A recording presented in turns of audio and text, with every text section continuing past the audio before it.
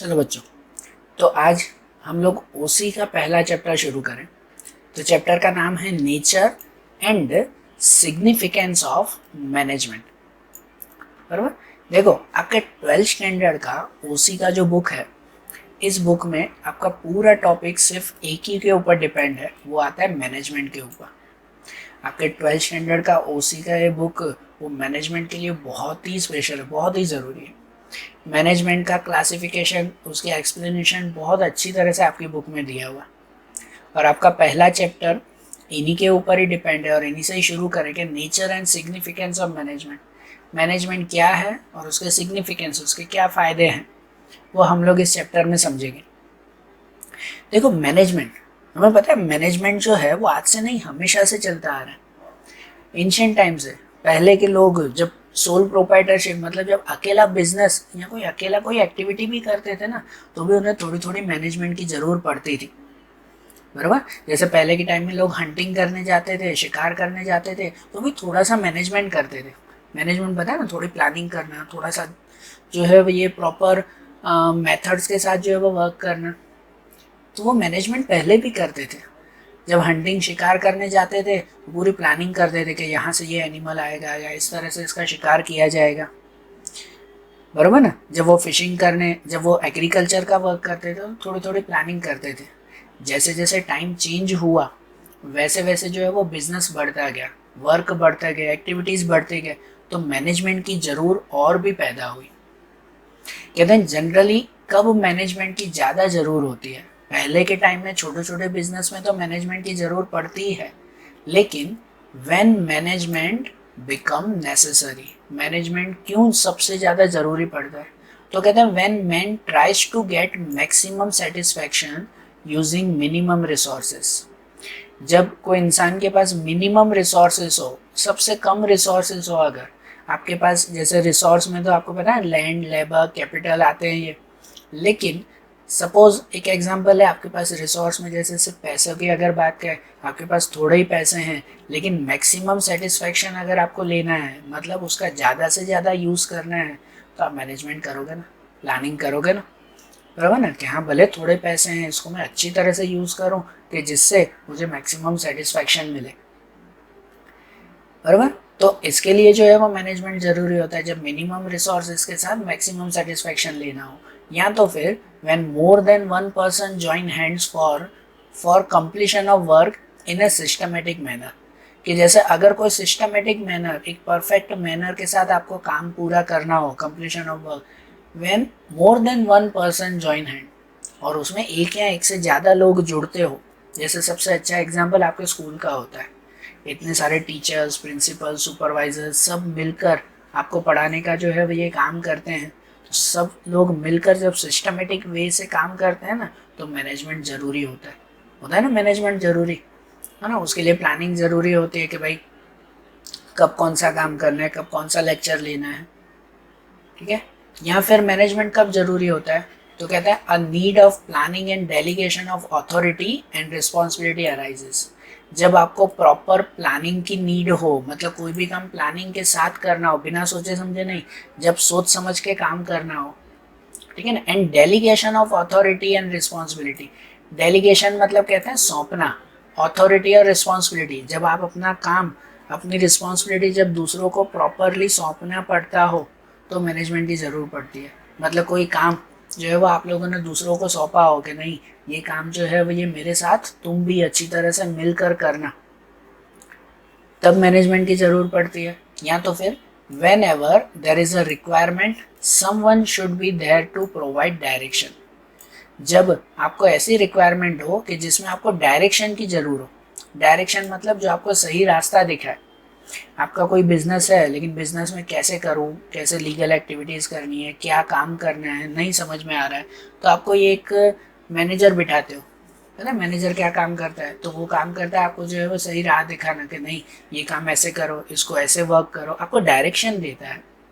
तो जब आपको ऐसे डायरेक्शन की जो है वो ये ज़रूर होती हो, तो भी मैनेजमेंट की ज़रूर पड़ती है।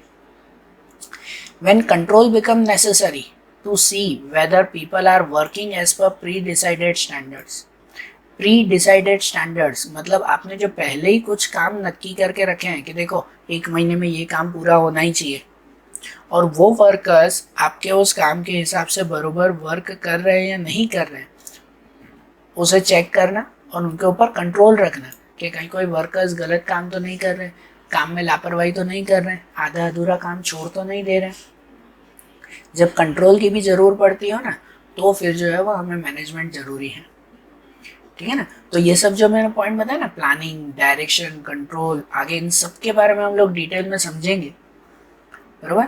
लेकिन ये सब जब हमें प्रॉपर वर्क करने की ज़रूरत पड़ती हो, जिसमें प्लानिंग ज़रूरी है, लोगों के ऊपर ध्यान देना ज़रूरी है, तो फिर समझो कि हमें प्रॉपर मैनेजमेंट करना है। इसलिए मैनेजमेंट एकदम जो है वो ये शॉर्ट थिंग नहीं कहलाती कि नहीं भाई हाँ थोड़ी सी प्लानिंग कर दी ये हो गया मैनेजमेंट, नहीं। मैनेजमेंट बहुत डिटेल वर्क है जो हम लोग इन चैप्टर्स में, आगे के चैप्टर्स में भी समझेंगे। तो पहले हम लोग मैनेजमेंट के मीनिंग से शुरू करें कि मीनिंग ऑफ मैनेजमेंट।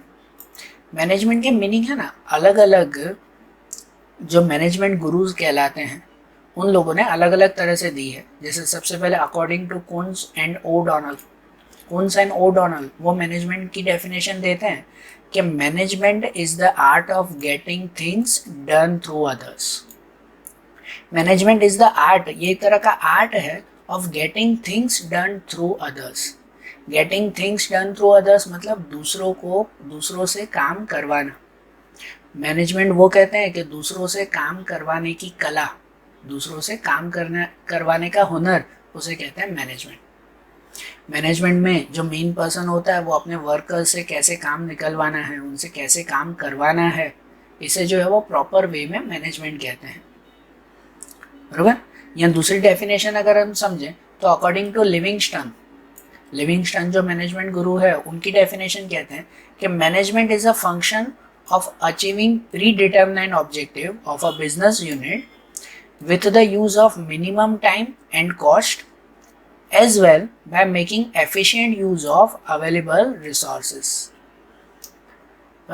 लिविंगस्टन कहते हैं मैनेजमेंट वो फंक्शन है of achieving predetermined objective, मतलब पहले ही आपने बिजनेस के ऑब्जेक्टिव, प्री डिटर्मिनेड मतलब पहले ही नक्की किए गए हो, ऑब्जेक्टिव मतलब लक्ष्य, मकसद, आप बिजनेस क्यों करना चाहते हो ये आपने पहले ही फिक्स किया हो, with the use of minimum time and cost, कि जिसमें आपको वो मकसद पूरे करने के लिए मिनिमम टाइम, कम से कम टाइम और कम से कम खर्चे में वो आप मकसद पूरा कर सको, as well as by efficient use of available resources, और आपके ज़रूरी रिसोर्सेज का अच्छे से अच्छा यूज़ कर पाओ, बराबर ना। तो उसे मैनेजमेंट कहते हैं।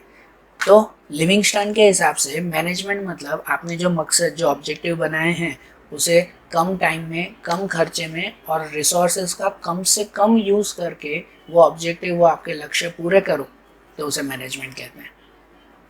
या मैनेजमेंट की दूसरी डेफिनेशन जॉर्ज आर टेरी कहते हैं, management is such a process which plan and control man.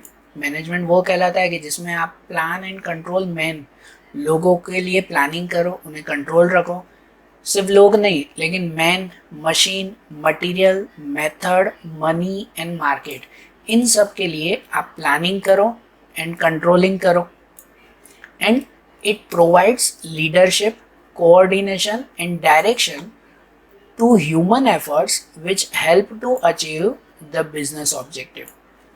और दूसरा कि भाई ह्यूमन एफर्ट मतलब जो भी लोग काम कर रहे हैं उन्हें परफेक्ट लीडरशिप देना, उन्हें जो है वो लीड करना, सही रास्ता दिखाना, कोऑर्डिनेशन उनके साथ रहना, और डायरेक्शन देना, उन्हें जो है वो सही बताना कि ये काम ऐसे करो कि जिससे बिजनेस ऑब्जेक्टिव जल्दी से जल्दी पूरे हो सके, तो उसे कहते हैं हम लोग मैनेजमेंट।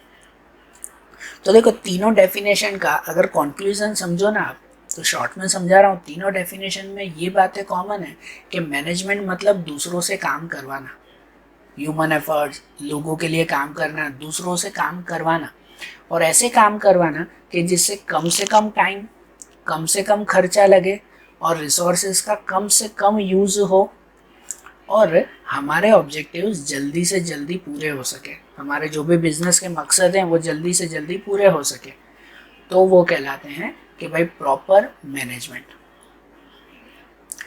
तो मैनेजमेंट की डेफिनेशन तो समझिए। मैनेजमेंट के बाद क्लियरली अगर जो है वो मैनेजमेंट को समझना हो तो वो पता चलता है उनके कैरेक्टरिस्टिक्स या तो उनके नेचर से, कि नेचर ऑफ मैनेजमेंट, मैनेजमेंट के नेचर या कैरेक्टरिस्टिक्स से पता चलता है कि मैनेजमेंट जो है वो एक्चुअली क्या है। तो सबसे पहले क्या है, मैनेजमेंट यूनिवर्सल प्रोसेस है।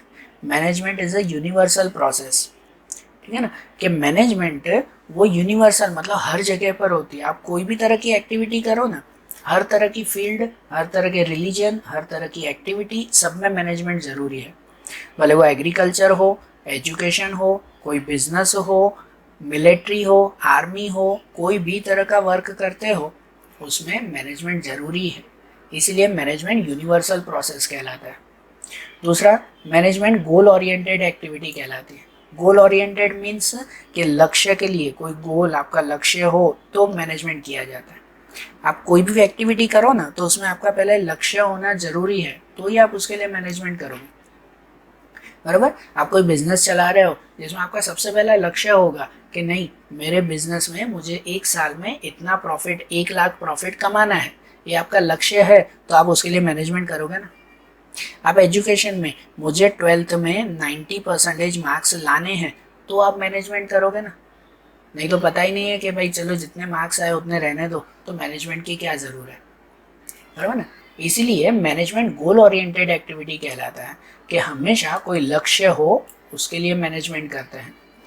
विदाउट गोल मैनेजमेंट का कोई काम नहीं है। फिर group activity, management group activity है। मैनेजमेंट एक पर्सन नहीं करता, लेकिन बहुत सारे लोग मिलकर मैनेजमेंट करते हैं कि बिजनेस के जो भी ऑब्जेक्टिव, जो भी मकसद हैं उसे पूरा करने के लिए सब लोग साथ में मिलकर काम करते हैं, इसलिए मैनेजमेंट ग्रुप एक्टिविटी कहलाती है। Management continuous process, continue process मतलब जब तक बिजनेस चलता रहता है ना तब तक मैनेजमेंट की ज़रूर है। जब बिजनेस शुरू होता है तब से मैनेजमेंट से लेकर जब बिजनेस बंद हो, सालों तक मैनेजमेंट चलता ही रहता है ना। और ज़रूरी है, ऐसा तो नहीं ना कि एक बार मैनेजमेंट किया उसके बाद छोड़ दिया, नहीं, मैनेजमेंट कंटिन्यू प्रोसेस है। दूसरा, मैनेजमेंट ह्यूमन प्रोसेस है। ह्यूमन प्रोसेस, क्योंकि मैनेजमेंट का मेन सेंटर कौन रहते हैं, ह्यूमन। मैनेजमेंट मशीनों के लिए नहीं किया जाता, इंसानों के लिए किया जाता है, बराबर। इंसानों से मैनेजमेंट किया जाता है, इसीलिए मैनेजमेंट वो ह्यूमन प्रोसेस कहलाती है।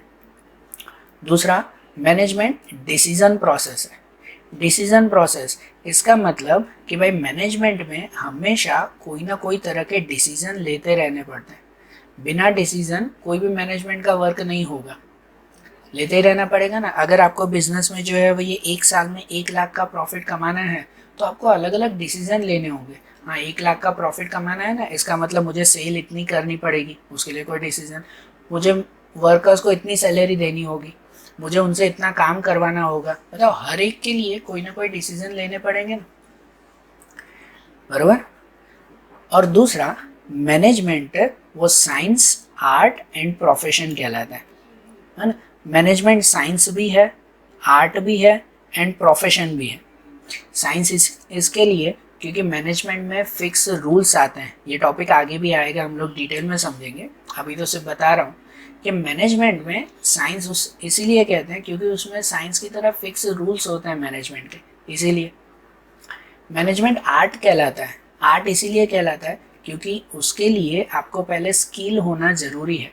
मैनेजमेंट कैसे करना है उसकी स्किल, उसका टैलेंट होना ज़रूरी है, फिर आप मैनेजमेंट कर सकते हो, इसलिए वो आर्ट कहलाता है। और प्रोफेशन इसीलिए कहलाता है क्योंकि जब आप मैनेजमेंट करते हो तो उसके बदले में आपको फ़ीस मिलती है, उसके बदले में आपको सैलरी या फीस मिली जाती है, इसीलिए वो एक तरह का प्रोफेशन कहलाता है, ठीक है। तो मैनेजमेंट का नेचर, उसके कैरेक्टरिस्टिक जो है वो ये हमने समझे। अब मैनेजमेंट का दूसरा पॉइंट समझे, वो आता है importance of management. Importance of management मतलब मैनेजमेंट की जो है वो क्या फ़ायदे, अगर आप लोग जो है वो ये मैनेजमेंट करते हो तो क्या बेनिफिट मिल सकते हैं। जैसे कि सबसे पहला, नेसेसरी इन एवरी फील्ड। हमने पहले भी पढ़ा कि हर फील्ड में मैनेजमेंट ज़रूरी है, भले वो रिलीजन हो, डिफेंस हो, सोसाइटी, पॉलिटिक्स, एजुकेशन, स्पोर्ट्स, कुछ भी हो, उसमें मैनेजमेंट ज़रूरी ही है। और मैनेजमेंट करने से उस फील्ड में आप लोग बहुत अच्छी तरह से खुद को आगे बढ़ा सकते हो, ठीक है ना। इसलिए मैनेजमेंट हर फील्ड में ज़रूरी होता है, ठीक है ना। और हर फील्ड में सक्सेस वो मैनेजमेंट से ही मिलती है। अगर आप क्रिकेट भी खेल रहे हो तो पहले मैनेजमेंट करना होता है कि आप इस तरह से खेलोगे, पहले ये जो है वो ये बैटिंग लेने जाएगा, ये इस तरह से बॉलिंग करेगा, तभी तो आप उस मैच में परफेक्ट जीत पाते हो ना, बराबर। दूसरा इम्पोर्टेंस कि optimum utilization of resources. Management से आपके रिसोर्सेज का ऑप्टिमम यूटिलाइजेशन मतलब मैक्सिमम यूज होता है, वेस्टेज कम होता है ना। आपके पास जो भी रिसोर्सेज है उसका अच्छा खासा यूज हो पाता है। आपके पास अगर थोड़े से ही पैसे हैं तो मैनेजमेंट करोगे ना, तो उस मैनेजमेंट से उन पैसों का अच्छा यूज हो पाएगा, बराबर। Then accomplishment of objectives. आपके जो भी ऑब्जेक्टिव्स हैं, जो भी मकसद होते हैं, उनको अच्छी तरह से पूरा करना हो ना, तो मैनेजमेंट से ही वो अच्छी तरह से पूरे हो सकते हैं।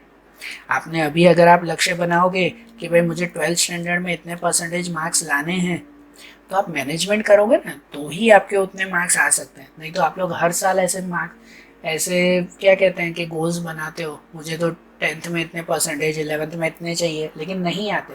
क्यों नहीं आते पता है? क्योंकि कितनी बार हम लोग मैनेजमेंट नहीं करते, है ना, प्रॉपर प्लानिंग नहीं करते। तो मैनेजमेंट करने से ही आपके ऑब्जेक्टिव्स अच्छी तरह से पूरे होते हैं। Useful for the success of business. Business के सक्सेस के लिए मैनेजमेंट जरूरी है। जो बिजनेस मैनेजमेंट के साथ काम करता है ना, तो इसका मतलब वो बिजनेस को हमेशा सक्सेस मिलती है। इसके अलावा इंक्रीज इन जॉब अपॉर्चुनिटीज।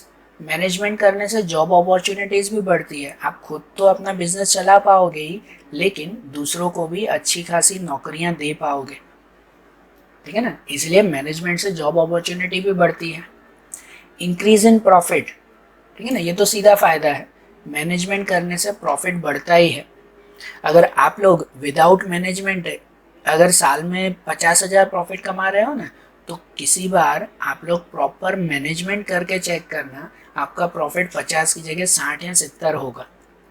क्योंकि मैनेजमेंट प्रॉपर प्लानिंग के साथ काम करने से आपका प्रॉफिट हमेशा बढ़ता है। Social benefit. मैनेजमेंट करने से सोसाइटी को भी बेनिफिट मिलता है। जैसे आपके कस्टमर भी आपके साथ खुश रहते हैं कि नहीं, ये बिजनेस अच्छे मैनेजमेंट अच्छा जो है वो रूल्स रेगुलेशंस के साथ चलता है, बराबर ना।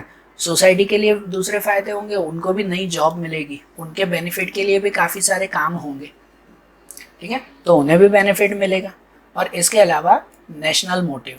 नेशनल मोटिव मतलब कि अगर मैनेजमेंट करने से बिजनेस को बेनिफिट मिलेगा ना, तो वही बेनिफिट इनडायरेक्टली कंट्री को भी मिलेगा, है ना। देश के लिए भी वो बेनिफिट होगा, देश को अच्छा टैक्स मिलेगा।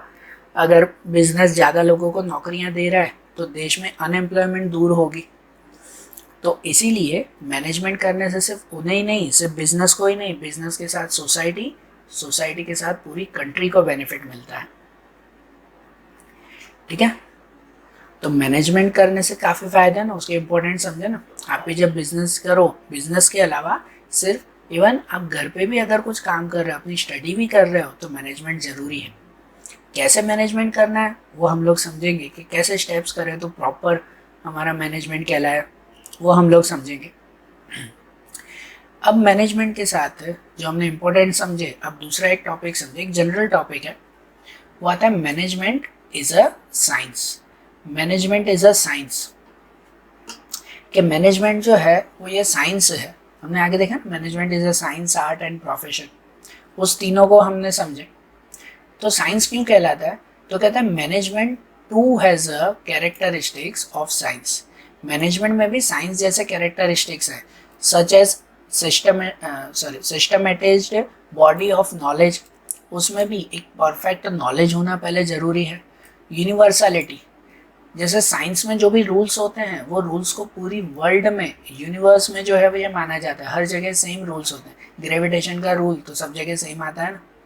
उसी तरह से मैनेजमेंट के भी कुछ रूल्स हम लोग देखेंगे और वो रूल्स ऑलमोस्ट हर जगह सेम होते हैं। कॉज एंड इफेक्ट रिलेशनशिप, पता है साइंस में भी कॉज एंड इफेक्ट रिलेशनशिप होता है। साइंस में कोई भी एक्सपेरिमेंट करते हैं ना तो कॉज एंड इफेक्ट होता है। इसका मतलब ये कि अगर मैं ऐसा काम करूँ तो उससे क्या होगा, अगर मैं ये केमिकल ऐड करूँ तो कौन सा नया केमिकल बनेगा, कॉज एंड इफेक्ट होता है ना साइंस में। उसी तरह से मैनेजमेंट में भी कि अगर मैं ऐसा काम करूँ तो मुझे प्रॉफिट मिलेगा या नहीं, अगर मैं ऐसे वर्क करूं तो क्या होगा, होते हैं ना ये चेंजेस। साइंस की तरह मैनेजमेंट में भी कॉज एंड इफेक्ट रिलेशनशिप होता है based on collection of fact. ठीक है, साइंस में कोई भी चीज अंदाजे से नहीं चलती, कलेक्शन ऑफ फैक्ट, जो भी सच्चाई है उनको कलेक्ट करके ही कोई भी डिसीजन लिया जाता है ना। साइंस में अंदाजे से थोड़ी चलता है ये चीज तो हाँ भाई ऐसे ही होती होगी, नहीं, उसके लिए रीजन ढूंढे जाते हैं। तो मैनेजमेंट में भी ऐसे रीजन ढूंढे जाते हैं। कोई बिजनेसमैन ने करोड़ों रुपए कमाए तो उसके रीजन ढूंढते हैं, उस बिजनेस ने क्या किया होगा कि उसको करोड़ों का प्रॉफिट हुआ, बरोबर ना। ऐसे हमेशा फैक्ट ढूंढे जाते हैं। Then analysis and experiment verifiability of the principles. पता है साइंस में कोई ना कोई प्रिंसिपल्स होते हैं, मतलब रूल्स होते हैं, और फिर रूल्स को एनालाइज किया जाता है, उसके ऊपर एक्सपेरिमेंट किए जाते हैं, उसको वेरीफाई किया जाता है कि भाई वो रूल सही है या नहीं है। साइंस में जैसे अगर ग्रेविटेशन के रूल्स आए, न्यूटन के रूल्स आते हैं, न्यूटन के 3 लॉज, तो उनके ऊपर एक्सपेरिमेंट किए जाते हैं कि हाँ भाई ये लॉ सब जगह सही है। उसी तरह से मैनेजमेंट के भी कुछ रूल्स, कुछ प्रिंसिपल्स होते हैं ना, वो हर जगह एक्सपेरिमेंट करके पता कर दे कि भाई उनके प्रिंसिपल्स सब जगह चल रहे हैं या नहीं चल रहे। ठीक है, तो इसीलिए मैनेजमेंट वो एक तरह से साइंस कहलाता है, क्योंकि साइंस की तरह ही सब चीज़ें उसमें भी होती हैं। एंड कहते हैं ना, according to George R Terry, doctor George R Terry ये कहते हैं science teaches one to know. Science इंसान को क्या बताता है, वन टू नो, मतलब कोई चीज़ कैसे कोई चीज़ कैसे जाननी है, क्या करना है कोई चीज़ में, वो साइंस बताता है। और उसी तरह से आर्ट, मैनेजमेंट एक तरह का आर्ट है, मैनेजमेंट इज एन आर्ट। क्यों? क्योंकि during and practical application of management rules and principles, personal skill, insight and cleverness play an important role. पता है आर्ट किसे कहते हैं? आर्ट मतलब वो कहलाता है कि कोई भी रूल्स वगैरह, कोई भी थियरी हो ना, उसको प्रैक्टिकली यूज करना, वो एक तरह का आर्ट है। और प्रैक्टिकली यूज करने के लिए आपको स्किल, इंसाइट, क्लेवरनेस होना जरूरी है। जैसे देखो, कोई तरह का पियानो बजाना वो एक तरह का आर्ट है। आप पियानो बजाने की थियरी अगर जो है वो समझ लो कि हाँ ये की ऐसे प्रेस करनी है, ऐसे ऐसे ये म्यूजिक ऐसे बजाना है, तो सिर्फ थियरी से आपको वो आ जाएगा? नहीं, आपको उसको प्रैक्टिकली यूज करना ही पड़ेगा, तो आपको पता चलेगा इसमें ये मिस्टेक हो रही है, उसमें वो हो रहा है, बरोबर ना। तो इसीलिए आर्ट वो कहलाता है जब आप रूल्स प्रिंसिपल्स को, कोई भी तरह के रूल्स या प्रिंसिपल्स को प्रैक्टिकली यूज करो। उसके लिए आपको स्किल, इनसाइट, क्लेवरनेस होना जरूरी है। तो मैनेजमेंट में भी वही है। मैनेजमेंट के भी जो रूल्स एंड प्रिंसिपल्स है ना, उसके लिए पहले आपको स्किल, इनसाइट, क्लेवरनेस, होशियारी जरूरी है, बरोबर। आपको सिर्फ जो है ये बिजनेस में कहा जाए कि भाई ऐसे करोगे तो आपको प्रॉफिट मिलेगा बहुत सारा, बरोबर। लेकिन हमेशा ऐसा नहीं होता ना, उसको प्रैक्टिकली यूज करने के लिए उतनी होशियारी, उतनी स्किल होनी जरूरी है ना। आपको एक कंपनी दे दी जाए, भाई संभालो इसका मैनेजमेंट करो, थियरी तो आपने पढ़ ली है, करो मैनेजमेंट इसका। कॉलेज में आपने बीबीए एमबीए कर लिया, सिर्फ थियरी पढ़ी, प्रैक्टिकल नॉलेज नहीं है, और आपको बिजनेस में बैठा दिया गया, अब संभालो इस बिजनेस को, तो आप मैनेजमेंट कर पाएंगे? नहीं।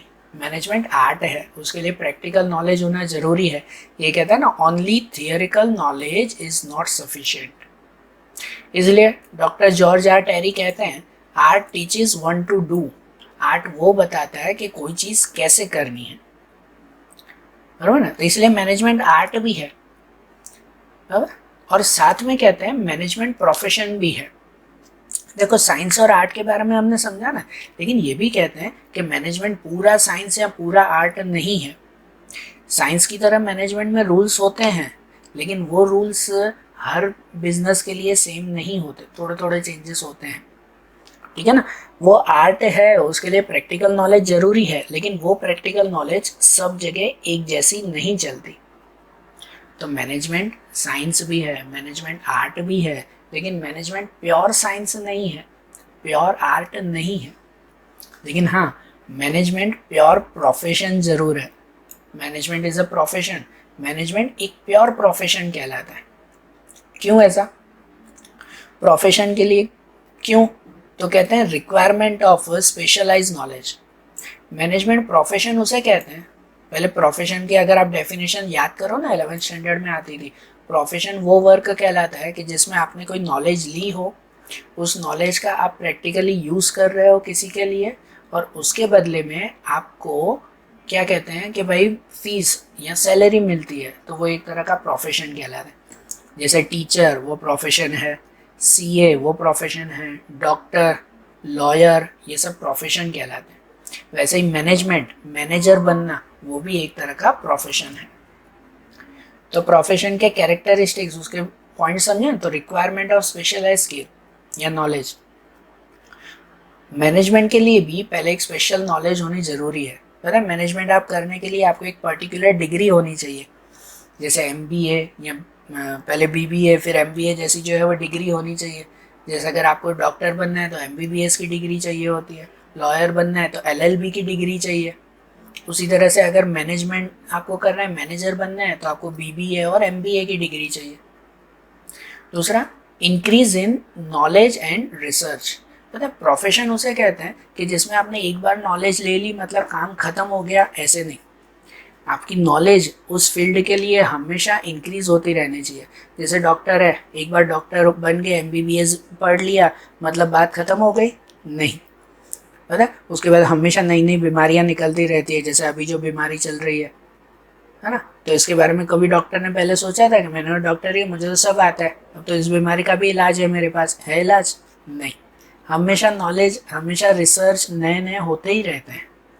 उसी तरह से मैनेजमेंट में भी जब एक बार आपने नॉलेज ले ली तो उसके बाद उस नॉलेज को कंटिन्यूसली इंक्रीज करना पड़ता है। कौन से नए रूल आए, कौन सी जो है वो मैनेजमेंट में या बिजनेस में नई मेथड आ रही है, किस तरह से ज़्यादा प्रॉफिट नई मेथड से कमा सकते हैं। नॉलेज एंड रिसर्च जरूरी है।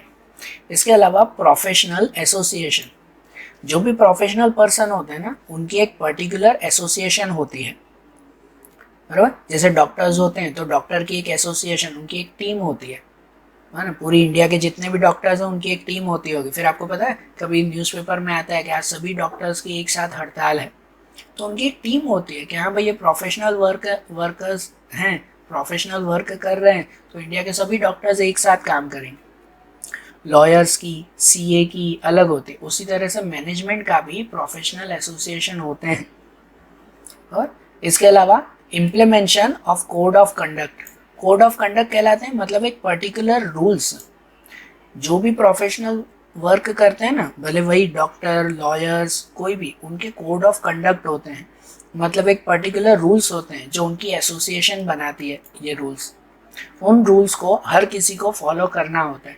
जैसे अगर सीए का काम करते हैं तो सीए की एसोसिएशन रूल बनाती है कि कभी कोई अपने क्लाइंट या कोई बिजनेसमैन को उनके अकाउंट में उन्हें धोखा मत देना, मतलब कोई भी तरह का अकाउंट गलत मत करना, ठीक है ना। ये उनके रूल्स हैं कि अगर कोई भी गलत काम कर रहा है ना तो उन्हें उनकी एसोसिएशन से हटा दिया जाता है, उनकी डिग्री छीन ली जाती है।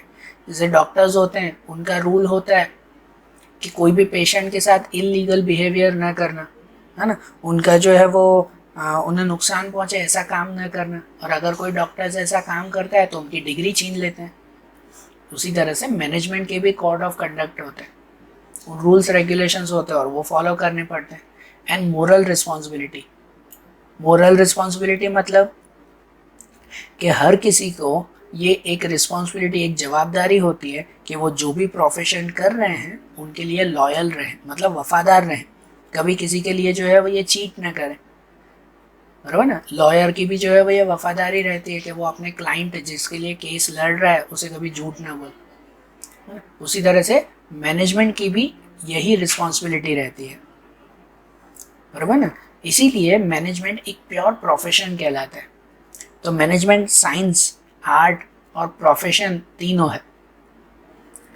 तो देखो, मैनेजमेंट की डेफिनेशन, इम्पोर्टेंस, ये सब हमने समझा। अब मैनेजमेंट का एक दूसरा इम्पोर्टेंट पार्ट समझिए। कोई भी बिजनेस चलता है ना, तो उसमें मैनेजमेंट किस तरह से होता है उसकी अगर हम शुरुआत करें ना, तो सबसे पहला पॉइंट हम लोग समझेंगे वो आता है लेवल्स ऑफ मैनेजमेंट। तो लेवल्स ऑफ मैनेजमेंट कहते हैं बिजनेस में जो भी काम, जो भी एक्टिविटीज होती है ना, वो 3 लेवल पे होती है। 3 तरह के जो है वो लेवल्स होते हैं। सबसे पहला आता है टॉप लेवल। उनके मैनेजमेंट के बारे में तो हम लोग समझेंगे ही, लेकिन बिजनेस में सबसे पहले टॉप लेवल के लोग होते हैं।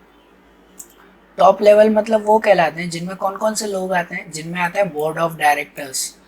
बोर्ड ऑफ डायरेक्टर्स जिसे बीओडी कहते हैं, जो कंपनी का मालिक कहलाया वो तो टॉप लेवल में आते ही हैं। कंपनी मालिक के साथ बोर्ड ऑफ डायरेक्टर्स होते हैं, मालिक के पसंद की हुई एक टीम जो पूरे बिजनेस को चलाएगी, है ना। बिजनेस के मेन डिसीजन इनसे पूछ कर ही लिए जाते हैं, वो board of director. Managing directors जो कंपनी को, बिजनेस को जो मैनेज करते हो, जो चलाते हो वो। एंड जनरल मैनेजर, है ना, जो मेन मैनेजमेंट करता है। तो बिजनेस में ये टॉप लेवल होते हैं और टॉप लेवल पर भी मैनेजमेंट किया जाता है। इनको भी संभालने के लिए काम करने पड़ते हैं, इनके भी वर्क होते हैं। उसी तरह से दूसरा बिजनेस का जो है वो पार्ट होता है, वो आता है मिडल लेवल। मिडल लेवल कहलाए। मिडल लेवल में आता है डिपार्टमेंटल हेड। मिडल लेवल में हर तरह के डिपार्टमेंटल हेड, बड़ी कंपनी होती है ना, उसमें अलग अलग डिपार्टमेंट होते हैं। जैसे प्रोडक्शन डिपार्टमेंट, एक डिपार्टमेंट जहाँ पे खाली सब गुड्स प्रोड्यूस हो रहे हैं, प्रोडक्शन हो रहा है। एक होता है सेल डिपार्टमेंट, जहाँ पे सेल के लिए वर्क किया जाता है। एक होता है परचेज डिपार्टमेंट, एक पर्सनल, एक फाइनेंस, बराबर। तो सब अलग अलग डिपार्टमेंट, अलग अलग सेक्शन होते हैं और हर एक सेक्शन का एक हेड होता है, एक लीडर होता है। ये सब आते हैं मिडल लेवल में और उनके मैनेजमेंट के बारे में हम लोग समझेंगे। और एक आता है बॉटम लेवल। एक आता है बॉटम लेवल। बॉटम लेवल वो जिनमें सुपरवाइजर्स, जॉबर्स, छोटी मोटी जॉब करने वाले, या फॉरमैन जैसे जो चौकीदार जैसे जो है ये लोग कहलाए, ये सब आते हैं बॉटम लेवल पे, है ना, जो मजदूर लोग कहलाए, बराबर। और उनके लिए भी स्पेशल मैनेजमेंट करना पड़ता है। कोई भी बिजनेस हो ना, उन बिजनेस में ये 3 तरह की लेवल्स बनती हैं। सबसे पहले ये हेड कहलाते हैं, है ना, मेन डिसीजन ये लेते हैं जो टॉप लेवल के कहलाए। उनके बाद वो डिसीजन बताते हैं इनको मिडल लेवल में, जो हर एक अलग अलग डिपार्टमेंट के हेड कहलाए, और वो फिर काम करवाते हैं इनसे, बॉटम लेवल से, बराबर। तो मैनेजमेंट इन तीनों लेवल पे होती है, बराबर। तो आज ये तीनों लेवल आप लोग अच्छी तरह से जो है वो कौन कौन सी लेवल्स होती हैं और इसके साथ साथ उन लेवल्स में कौन कौन आते हैं, ये आप लोग जो है वो आज समझो। कल इन लेवल्स पे किस तरह से मैनेजमेंट होता है, किस तरह से वर्क किया जाता है, उसके बारे में हम लोग अब आगे के वीडियोस में समझेंगे। Thank you.